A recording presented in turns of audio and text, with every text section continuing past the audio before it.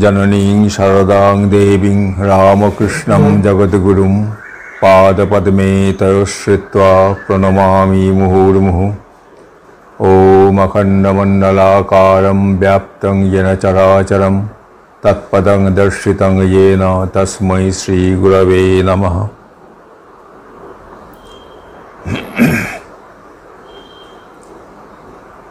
আমাদের রামকৃষ্ণ সংঘের দশম সংঘগুরু পরম পূজ্যপাদ শ্রীমৎ স্বামী বীরেশ্বরানন্দজির স্মরণে এই বক্তৃতাটি হচ্ছে।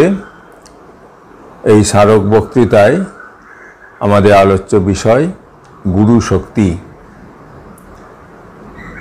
পূজ্যপাদ বীরেশ্বরানন্দজি মহারাজের শরীর যাওয়ার পর যে স্মৃতিসভা হয়েছিল, সেই স্মৃতিসভাতে তৎকালীন সহাধ্যক্ষ পরবর্তীকালে একাদশ সংঘগুরু পূজ্যপাদ শ্রীমৎ স্বামী গম্ভীরানন্দজি মহারাজ যে বক্তৃতা দিয়েছিলেন, তার মধ্যে তিনি বলছেন এই কথাটি যে পূজনীয় বীরেশ্বরানন্দজির মাধ্যমে একটি গুরু শক্তির বিশেষ প্রকাশ হয়েছিল এবং সেই গুরু শক্তি বলেই তিনি গোটা ভারতবর্ষের বিভিন্ন প্রান্তে গিয়ে বহু মানুষের মনে ভগবত লাভের ইচ্ছাকে জাগ্রত করেছিলেন।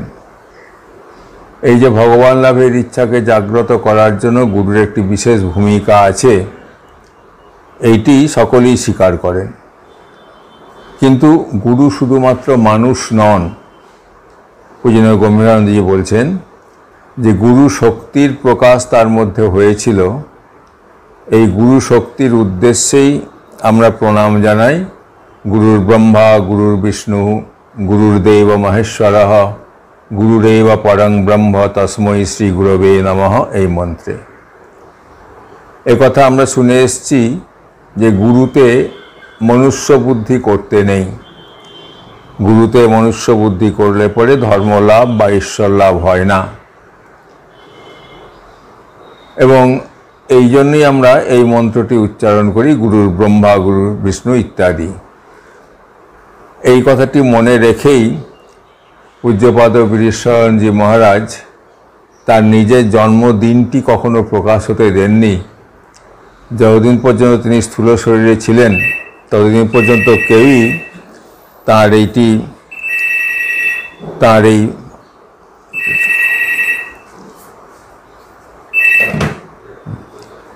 ততদিন পর্যন্ত তার এই ভাব, গুরু ভাবটি যাতে ঠিক থাকে সকলের মনের মধ্যে, এই কথাটি স্মরণ রেখেই তিনি তার জন্ম তারিখ কাউকে জানতে দেননি।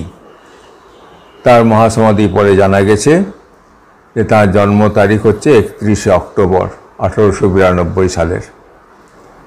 আমাদের আলোচনার বিষয়ে আমরা এবার প্রবেশ করি যে আমরা যে কথা শুনে এসেছি যে গুরুতে মনুষ্য বুদ্ধি করতে নাই, কারণ গুরু কোনো ব্যক্তি নন, গুরু একটি ভাব বা একটি শক্তি। পূজ্যপাদ স্বামী শারদানন্দজি মহারাজ ভগবান শ্রীরামকৃষ্ণ দেবের সম্বন্ধে যে জীবনী লিখেছেন, যার নাম শ্রী শ্রী রামকৃষ্ণ লীলা প্রসঙ্গ, তাতে 2 খণ্ড পুস্তকের নামই দিয়েছেন শ্রীরামকৃষ্ণের গুরুভাব। গুরুভাব পূর্বার্ধ, গুরুভাব উত্তরার্ধ, মোট 5 খণ্ড বইয়ের 2টি খণ্ডের নাম শ্রীরামকৃষ্ণের গুরুভাব প্রথম খণ্ড, গুরুভাব দ্বিতীয় খণ্ড। সেখানে তিনি খুব বিস্তারিতভাবে এই গুরুভাব সম্বন্ধে আলোচনা করেছেন। প্রথমেই তিনি বলছেন যে আমরা এই কথা যদিও শুনে এসেছি যে গুরুদেব সাক্ষাৎ ভগবান, তিনি কোনো ব্যক্তি নন, তবুও আমাদের মধ্যে নানা রকম তর্কের অবতারণা আমরা করেছি। কারণ আমরা এইটি কিছুতেই মনে রাখতে পারিনি যে গুরুভাবটি মানবীয় ভাবরাজ্যের অন্তর্গত নয়।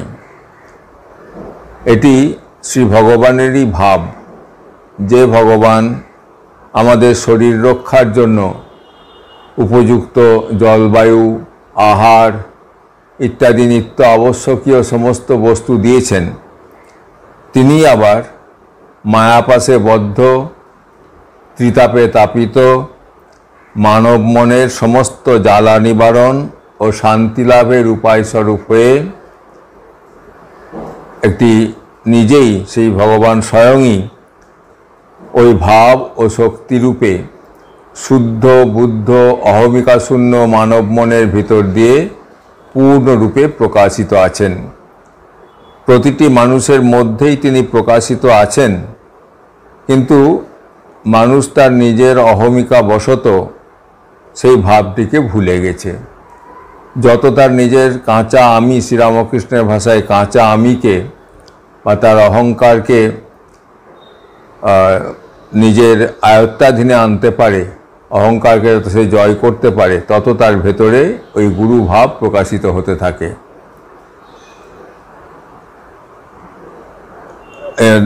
শারদানন্দজি মহারাজের ভাষাতে, যাহার মন যতটা পরিমাণে অহংকার ত্যাগ করিতে বা কাঁচা আমিটাকে ছাড়িতে পারে, ততটা পরিমাণেই সে ওই ভাব ও শক্তি প্রকাশের যন্ত্রস্বরূপ হয়।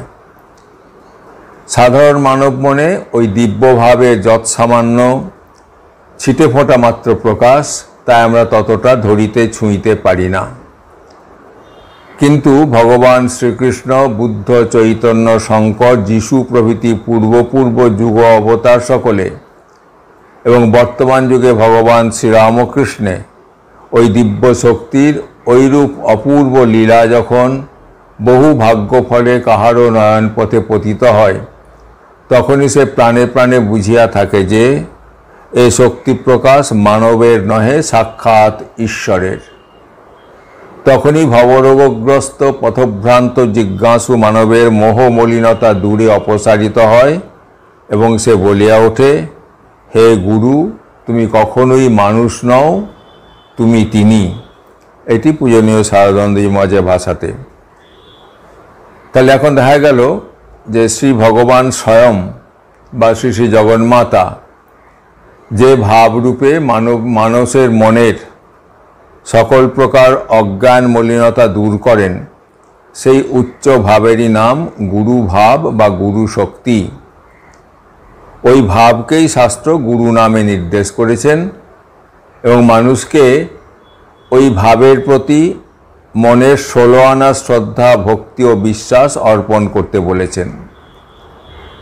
কিন্তু আমরা যেরকম স্থূলবুদ্ধি সম্পন্ন মানুষ এবং ভক্তি শ্রদ্ধা দিয়ে আমাদের সবেমাত্র যারা শিখতে আরম্ভ করেছি, আমরা একটি অশরীরী বিমূর্ত ভাবকে ধরতে, ছুঁতে, ভালোবাসতে পারি না। এটা আমাদের বৈশিষ্ট্য। আমরা কোনো একটি ভাবকে ধরতে গেলে সেই ভাবটি যার মধ্যে প্রকাশিত হয়েছে তাকেই ধরি। তাই বলছেন শারদানন্দজি মহারাজ যে দীক্ষাদাতা মানবকে গুরু বলে সেজন্য ভক্তি করতে শাস্ত্র শিখিয়েছেন আমাদেরকে। যারা বলেন যে গুরু ভাবটিকে আমি শ্রদ্ধা ভক্তি করতে পারি, কিন্তু যে দেহ আশ্রয় করে ওই গুরু ভাব আমাদের কাছে প্রকাশিত হয়, তাকে কেন মান্য ভক্তি করব? ওই ভাব তো তাঁর নয়, এটা তো মানুষের ভাব নয়, এটা তো ঈশ্বরের ভাব। সেই ঈশ্বরীয় ভাবের প্রতি আমরা নিশ্চয়ই ভক্তি শ্রদ্ধা সম্পন্ন হব। মানুষটিকে অত কেন গুরুত্ব দেব? এই কথাগুলি বিশেষ করে যখন শারদানন্দজি মহারাজ লীলা প্রসঙ্গ লিখেছেন, সেই সময়ে যে আন্দোলন চলছিল, সে আন্দোলনের একটি প্রধান বৈশিষ্ট্য ছিল তারা গুরুতত্ত্বে বিশ্বাস করতেন না এবং তারা এই গুরু ভাব সম্বন্ধে প্রচুর বিরোধিতা করতেন। এইটি যুক্তিতর্ক দিয়ে শারদানন্দজি মহারাজ ভালো করে বুঝিয়েছেন যে দেখো, আমরা যদি মনে করি যে ভাবটিকে গ্রহণ করব, কিন্তু ওই ভাবের আশ্রয় যিনি তাকে গ্রহণ করব না, এটি আমাদের কাছে একটি মনের জুয়াচুরি হয়ে যায়। আগুনকে আমি নেব, কিন্তু আগুনের দাহিকা শক্তি নেব না, অথবা আগুনের দাহিকা শক্তিটুকু নেব, আগুনটিকে নেব না, তা বললে হয় না। অগ্নি এবং তার দাহিকা শক্তি দুটি অঙ্গাঙ্গিভাবে যুক্ত। সেজন্য যিনি মন্ত্রদাতা গুরু এবং যে শক্তি তার মধ্য দিয়ে সঞ্চারিত হচ্ছে, এই দুটি এমনই একটির সঙ্গে অপরটি সংস্পৃষ্ট হয়ে রয়েছে যে একটিকে ছেড়ে অন্যটিকে আমরা গ্রহণ করতে পারি না। মহারাজ বলছেন এরকম যে ওই ভাব তো আর তাহার নহে। এই কথা যারা বলেন তাদেরকে আমরা বলি, ভাই করিতে পারো করো, কিন্তু দেখিও যেন নিজের মনে জুয়াচুরিতে ঠকিতে না হয়। শক্তি বা ভাব এবং যত অবলম্বনে ওই ভাব প্রকাশিত থাকে তৎ উভয়কে কখনো তো পৃথক পৃথক থাকিতে দেখো নাই। তবে কেমন করিয়া আগুন ও আগুনের দাহিকা শক্তিকে পৃথক করিয়া একটিকে গ্রহণ ও ভক্তি শ্রদ্ধা করিবে এবং অপরটিকে ত্যাগ করিবে তাহা বলিতে পারি না। যে যাকে ভালোবাসে বা ভক্তি করে সেই প্রেমাস্পদের ব্যবহৃত অতি সামান্য জিনিসটাকেও সে হৃদয়ে ধারণ করে।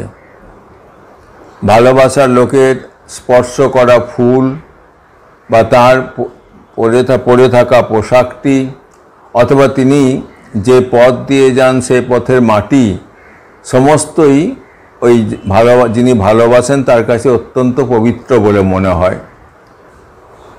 এবং এই মনে হয় বলেই তিনি যে শরীরটিকে অবলম্বন করে, যে ভগবানকে এত ভালোবাসি সেই ভগবান যে শরীরটিকে অবলম্বন করে তাকে পাবার উপায় স্বরূপ আমাদেরকে কৃপা করে ইষ্টমন্ত্র দান করেন, সেই শরীরের প্রতি আমাদের ভক্তি শ্রদ্ধা হওয়া খুবই স্বাভাবিক। সুতরাং গুরু ভাব এবং গুরুদেব বলতে আমরা যাকে বুঝি ব্যক্তিকে, সেই ব্যক্তির সঙ্গে তার এই ভাবটিকে বিচ্ছিন্ন করে আমরা দেখতে পারি না, আমরা একসঙ্গেই দেখি। বিশেষ করে যতদিন পর্যন্ত আমাদের নিজেদের দেহ বুদ্ধি থাকে, আমি একটি দেহ, এই বোধ যতদিন থাকে ততদিন পর্যন্ত ওই গুরু শক্তি প্রকাশিত হয়েছে যে দেহর দ্বারা, সেই দেহটিকে আমরা অস্বীকার করতে পারি না। সেই জন্যই তার প্রতি, এই ভাবের প্রতি আমার যে ভক্তি, সেই ভক্তিটি যেমন দৃঢ় সেই রকমই ভক্তি দৃঢ় হওয়া দরকার যে শরীরকে আশ্রয় করে এই ভাব প্রকাশিত হচ্ছে তার প্রতি। এইটি ঠাকুর বিভীষণের উদাহরণ দিয়ে বোঝাতেন। শ্রীরামচন্দ্রের মানবলীলা সংবরণের অনেক কাল পরে কোনো এক সময়ে নৌকাডুবি হয়ে একজন মানুষ লঙ্কার উপকূলে পৌঁছালো। বিভীষণ তো অমর, 3 কালই তিনি লঙ্কায় রাজত্ব করছেন। তার নিকট ওই সংবাদ পৌঁছিল। সভাস্থ রাক্ষসদের সুকোমল মানবদেহরূপ খাদ্যের আগমন সংবাদে জিভে জল এলো। রাজা বিভীষণের কিন্তু ওই সংবাদ শুনে এক অপূর্ব ভাবান্তরে সে উপস্থিত হলো। তিনি গলদস্যু লোচনে ভক্তি গদগদ বাক্যে বারবার বলতে লাগলেন, অহোভাগ্য। রাক্ষসরা তার ভাব বুঝতে না পেরে সকলে একেবারে অবাক। তারপরে বিভীষণ তাদের বুঝিয়ে বলতে লাগলেন, যে মানব শরীর আমার রামচন্দ্র ধারণ করে লঙ্কায় পদার্পণ করেন ও আমাকে কৃতার্থ করেন, বহুকাল পরে আজ আবার সেই মানব শরীর দেখতে পেব। একই কম সৌভাগ্যের কথা? আমার মনে হচ্ছে যেন সাক্ষাৎ রামচন্দ্রই পুনরায় ওই রূপে এসেছেন। এই বলে রাজা পাত্র মিত্র সভাসদ সকলকে সঙ্গে নিয়ে সমুদ্র উপকূলে এসে উপস্থিত হলেন এবং বহু সম্মান ও আদর করে উক্ত মানবকে প্রাসাদে নিয়ে গেলেন। পরে তাকেই সিংহাসনে বসিয়ে নিজে সপরিবারে অনুগত দাসভাবে তার সেবা ও বন্দনাদি করতে লাগলেন। এই রূপে কিছুকাল তাকে লঙ্কায় রেখে নানা ধনরত্ন উপহার দিয়ে সজল নয়নে বিদায় দিলেন এবং অনুচরবর্গের দ্বারা বাড়ি পৌঁছে দিলেন। যখন ঠিক ঠিক ভক্তি হয়, ভাবের প্রতি ভক্তি যখন দৃঢ় হয়, তখন সেই ভাব যাকে আশ্রয় করে প্রকাশিত হয় তার প্রতিও ভক্তি কীরমভাবে প্রকাশিত হয় এই কথা বলতে গিয়ে ঠাকুর শ্রী চৈতন্যদেবের উদাহরণ দিতেন। ঠাকুর বলতেন যে চৈতন্যদেব একবার যখন গ্রামের পথে যাচ্ছিলেন, শুনলেন যে ওই গ্রামের মাটিতে খোল তৈরি হয়। এই কথা শুনে শ্রী চৈতন্যদেবের ভাব হলো। কেন ভাব হলো? তিনি ভাবতে আরম্ভ করলেন যে হরিসংকীর্তনের সময় যে খোল বাজে, এখানকার লোক সেই খোল তৈরি করে এবং তা বিক্রি করে তাদের দিনপাত করে। তিনি বলে উঠলেন, এই মাটিতে খোল হয়? তার যে উদ্দীপনা হলো, সেই উদ্দীপনাটি এই জন্য যে খোল তৈরি হয় সেই খোল বাজিয়ে হরিনাম হয়, সেই হরি সকলের প্রাণের প্রাণ, সুন্দরের চাইতেও সুন্দর। একেবারে এত কথা মনে হয়ে হরিতে চিত্ত তাঁর স্থির হয়ে গেল। সেই রকম যার গুরু ভক্তি হয়, তার গুরুর আত্মীয় কুটুম্বদের দেখলে তো গুরুর উদ্দীপন হবেই। যে গ্রামে গুরুর বাড়ি, সেই গ্রামের লোকেদের দেখলেও ওই রকম উদ্দীপন হয়ে তাদের প্রণাম করে, পায়ে ধুলো নেয়, খাওয়ায় দাওয়ায় সেবা করে। এই অবস্থা হলে গুরুর দোষ আর দেখতে পাওয়া যায় না। তখনই এ কথা বলা চলে, যদ্যপি আমার গুরু শুনিবাড়ি যায়, তথাপি আমার গুরু নিত্যানন্দ রায়। নইলে মানুষের তো দোষগুণ আছেই, কিন্তু যখন ভক্তের ভক্তির প্রবল বৃদ্ধি হয় তখন সে মানুষকে মানুষ দেখে না, ভগবান বলেই দেখে। যেমন নেবা লাগা চোখে সব হলুদ রঙের দেখে, সেই রকম তখন ভক্তি তাকে দেখিয়ে দেয় যে ঈশ্বরই সব। তিনি গুরু, পিতা, মাতা, মানুষ, গরু, জড়, চেতন সব হয়েছেন। একটি মাত্র সত্তা আছে, সেই সত্তাটি হচ্ছে ঈশ্বর সত্তা। এই কথাগুলি ঠাকুর যখন বলছিলেন তখন একটি যুবক ঠাকুরের কাছে বসেছিলেন। সে একটু উদ্ধত প্রকৃতির। সে বলে উঠল যে এই সমস্ত কথা সে বিশ্বাস করে না। সে তার নিজের যুক্তি দিতে আরম্ভ করলো। বেশ যখন কিছুক্ষণ কথাবার্তা সে বলছে, ঠাকুর হঠাৎ তাকে বললেন, এ তুমি কেমন লোক গো? আমি বলছি আর তুমি কথাটা নিচ্ছ না। এই ভালোবাসা ছিল বলে, ঠাকুরের প্রতি যুবকটির ভালোবাসা ছিল বলে সে তখন সমস্ত তর্ক থামিয়ে দিয়ে বলল, আপনি যখন বলছেন তখন নিলুম বই কি, আগেকার কথাগুলো তর্কের খাতিরে বলছিলাম। এই যে ভালোবাসা যেখানে থাকে সেখানে অন্য সমস্ত জিনিস আপনা আপনি থেমে যায়।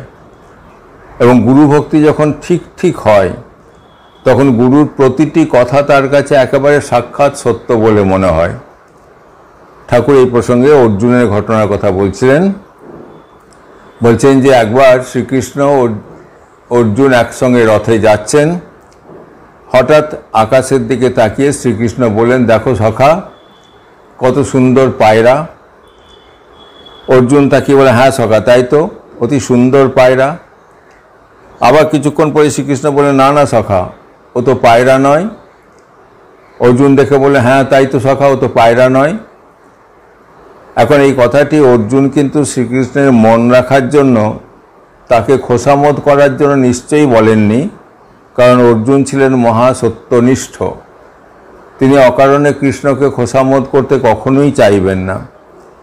কিন্তু তার শ্রীকৃষ্ণের কথাতে এত বিশ্বাস ভক্তি যে যেমন যেমন শ্রীকৃষ্ণ বলছেন অর্জুনও ঠিক সেই রকম দেখছেন।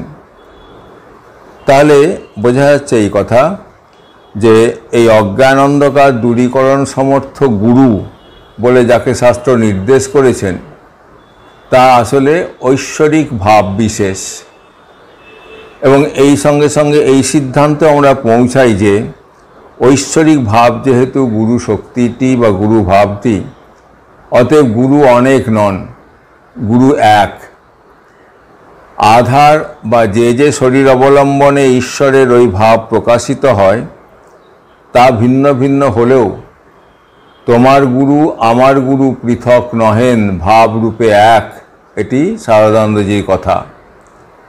মৃন্ময় মূর্তিতে দ্রোণকে আচার্য রূপে গ্রহণ ও ভক্তিপূর্বক একলব্যের ধনুর্বেদ লাভরূপ মহাভারতীয় কথাটি এরই দৃষ্টান্ত স্বরূপ বলা যেতে পারে।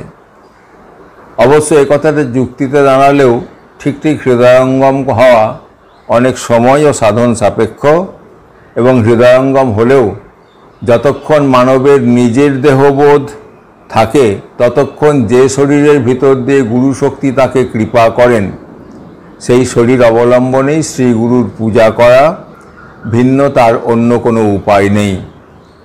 ঠাকুর এই কথাটি হনুমানের জ্বলন্ত দৃষ্টান্ত দিয়ে বোঝাতেন। যখন লঙ্কায় যুদ্ধের সময় শ্রীরামচন্দ্রকে এবং লক্ষ্মণকে নাগপাশে বদ্ধ করেন মেঘনাদ, তখন সে নাগপাশ থেকে মুক্ত হওয়ার জন্য গরুরকে স্মরণ করা হয়। গরুর তো তাঁরই ভগবান শ্রীরামচন্দ্র রূপে অবতীর্ণ হয়েছেন জেনে তার নাগপাশ মোচনের জন্য এলেন। গরুকে দেখা মাত্র সাপগুলি সব সরে গেল, তারা নাগপাশ মুক্ত হলেন এবং গরুরের তুষ্টির জন্য শ্রীরামচন্দ্র বিষ্ণু রূপ ধারণ করলেন। এখন যখন শ্রীরামচন্দ্র বিষ্ণু রূপ ধারণ করলেন তখন হনুমানের মহা অস্বস্তি।